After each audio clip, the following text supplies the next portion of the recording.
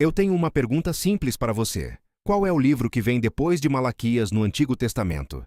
Se você respondeu Mateus, parabéns, você está certo.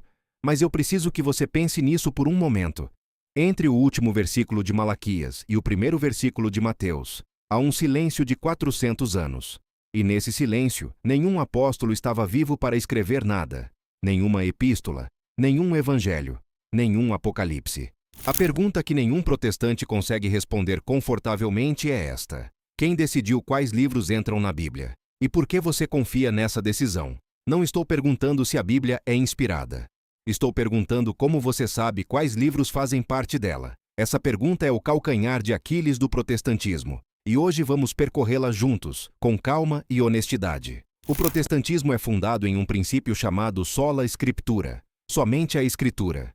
A ideia é que a Bíblia é a única regra infalível da fé cristã, que nenhum papa, nenhum concílio, nenhuma tradição tem autoridade igual à Escritura. É um princípio que soa razoável à primeira vista, mas ele carrega um problema que não tem solução dentro do próprio sistema. Para ter sola Escritura, você precisa de uma escritura. Para ter uma escritura, você precisa de um cânon, uma lista definida de quais livros são inspirados por Deus e quais não são. Sem essa lista, você não tem Bíblia. Você tem apenas uma pilha de manuscritos antigos. E aqui começa o problema. A Bíblia não contém dentro de si mesma uma lista dos seus próprios livros. Nenhum versículo do Evangelho de João diz: os livros inspirados são estes e somente estes. Nenhuma epístola de Paulo lista o cânon completo. O cânon não se autodetermina. Então alguém teve que decidir. A questão é: quem foi? E com qual autoridade? Isso não é especulação teológica. É história documentada.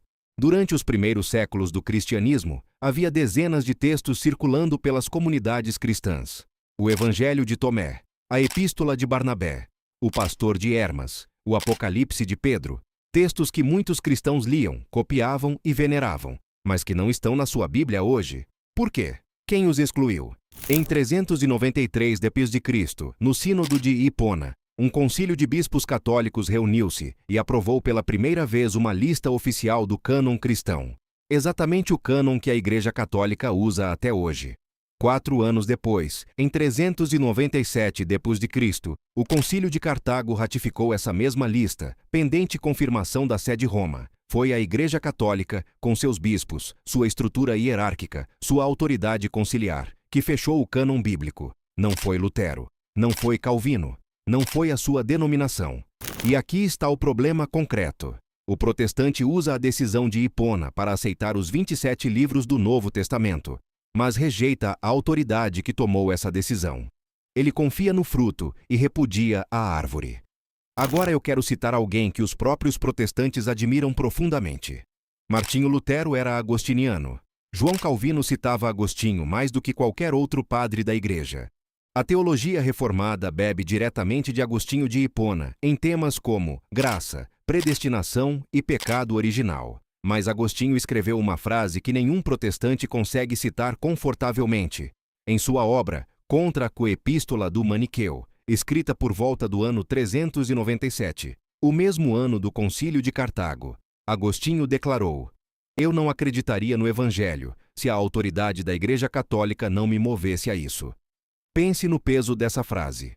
O maior teólogo da história do cristianismo ocidental, o favorito de Lutero, o favorito de Calvino, está dizendo que a sua confiança no Evangelho repousa sobre a autoridade da Igreja Católica. Quando os protestantes são confrontados com isso, a resposta mais comum é a de Lutero. Quem deu autoridade a Agostinho?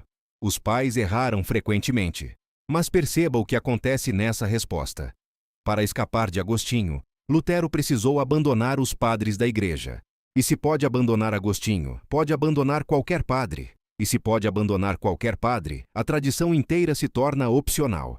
O argumento se volta contra ele mesmo. Preciso ser honesto com você. Há protestantes que pensam seriamente.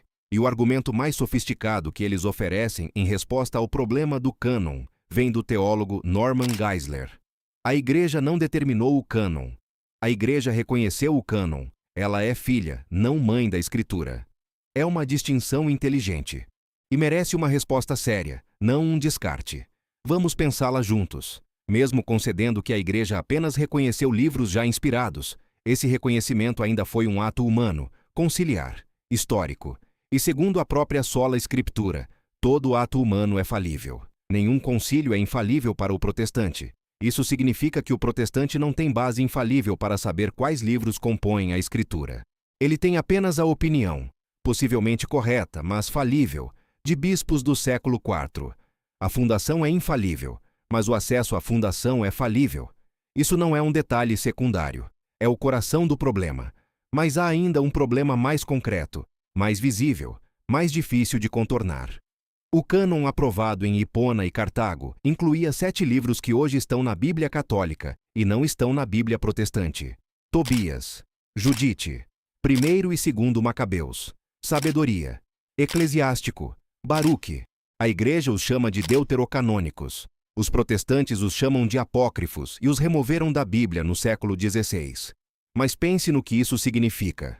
Lutero e os reformadores usaram a decisão dos concílios de Hipona e Cartago para aceitar os 27 livros do Novo Testamento, mas rejeitaram a decisão dos mesmos concílios sobre esses 7 livros do Antigo Testamento. Usaram a mesma autoridade para 2 decisões. Aceitaram uma e rejeitaram a outra. Com base em quê?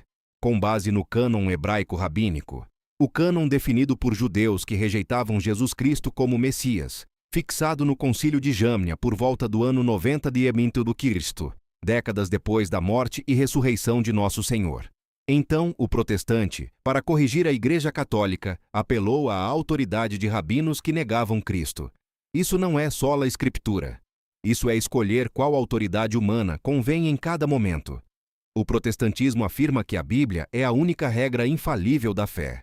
Mas a Bíblia não lista seus próprios livros. Alguém teve que definir o cânon. Esse alguém foi a Igreja Católica, nos concílios de Hipona e Cartago, no século IV, com autoridade hierárquica, confirmada por Roma. O protestante usa esse cânon todos os domingos, mas rejeita a autoridade que o definiu. Aceita o Novo Testamento inteiro decidido pela Igreja, mas rejeita 7 livros do Antigo Testamento decididos pela mesma Igreja, preferindo o cânon de rabinos que negavam Cristo. E quando confrontado com Agostinho, seu próprio pai preferido, precisa abandonar os padres inteiros para escapar da consequência lógica. O resultado é este. Sola Escritura pressupõe exatamente a autoridade que pretende eliminar. Você não pode ter a Bíblia protestante sem a Igreja Católica. O princípio se destrói antes de começar. Não estou dizendo isso com triunfalismo. Estou dizendo com tristeza fraterna, porque há milhões de cristãos sinceros presos nessa contradição sem perceber. Se este argumento despertou em você uma dúvida honesta, não a suprima. Estude. Leia Agostinho. Leia os documentos de Hipona e Cartago. Leia o Catecismo. A verdade não teme o exame. A Igreja que Nosso Senhor fundou é una, santa, católica e apostólica. E ela existia antes da sua Bíblia.